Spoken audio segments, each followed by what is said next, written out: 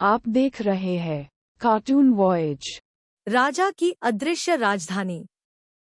बहुत समय पहले की बात है। एक विशाल राज्य में एक अद्भुत राजधानी थी।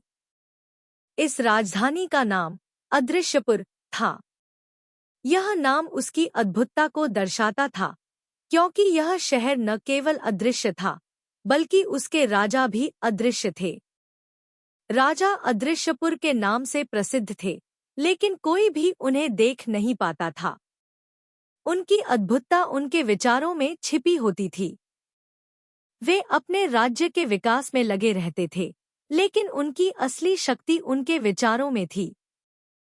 एक दिन एक युवक नामक विक्रम अदृश्यपुर आया। वह राजा से मिलने का इरादा लेकर आया था। विक्रम को यह जानकर हैरानी हुई कि राजा अदृश्यपुर के बारे में कोई जानकारी नहीं थी। लोग उनके बारे में केवल किसी किस्म की कहानियों सुनते थे। विक्रम ने दिल से तय किया कि वह राजा से मिलने का साहस करेगा। उसने अपने दोस्त अर्जुन को भी इस यात्रा में शामिल किया। वे दोनों राजधानी के महल की ओर बढ़ते हुए अद्भुतता से भरे हुए थे।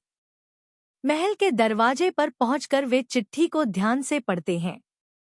चिट्ठी में लिखा था, जो कोई भी इस महल में प्रवेश करने का साहस करे, उसे राजा से मिलने का अवसर मिलेगा। लेकिन ध्यान दें, राजा अदृश्य हैं।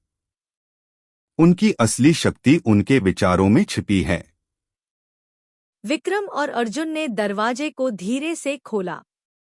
महल के अंदर एक अद्भुत दुनिया खुल जाती है। वे दीवारों पर चित्रित अद्भुत नक्शों को देखते हैं, जिनमें राजा के विचार और योजनाएं छिपी होती हैं। महल के अंदर एक विशाल सभागार होता है, जिसमें अदृश्य राजा बैठे होते हैं। उनकी आंखों में अद्भुतता और ज्ञान की चमक होती है। वे विक्रम और अर्जुन का स्वागत करते हैं। राजा ने विक्रम से पूछा, तुम यहाँ क्यों आए हो, विक्रम? विक्रम ने उत्तर दिया, महाराज, मैं आपसे मिलने आया हूँ। मुझे आपके विचारों का ज्ञान प्राप्त करना है। राजा ने मुस्कुराते हुए कहा, विक्रम, ज्ञान तो तुम्हारे विचारों में ही है। तुम्हारी अद्भुतता और साहस के बल पर तुमने मेरे सामने आने का साहस किया है। विक्रम और अर्जुन ने राजा से विचारों के बारे में पूछा। राजा ने उन्हें अपने जीवन की कहानी सुनाई। विक्रम, यह राजधानी और मेरा अदृश्य होने का रहस्य एक दिन बहुत पुराने समय में खो गया था। मेरे पूर्वजों ने एक विशेष योग्यता प्राप्त की थी। वे अपने विचारों को अदृश्य बना सकते थे। वे अपने विचारों की शक्ति से राज्य को संचालित करते थे। राजा ने जारी किया, विक्रम, तुम भी अदृश्य बन सकते हो। तुम्हारे विचार तुम्हारी शक्ति है। तुम अपने विचारों को अदृश्य बनाने का साहस करो। विक्रम और अर्जुन ने राजा के विचारों को समझा और उन्होंने अपने विचारों की शक्ति को अदृश्य बनाने का संकल्प लिया। वे राजधानी से बाहर निकलकर अपने जीवन की नई दिशा में बढ़ने के लिए तैयार थे।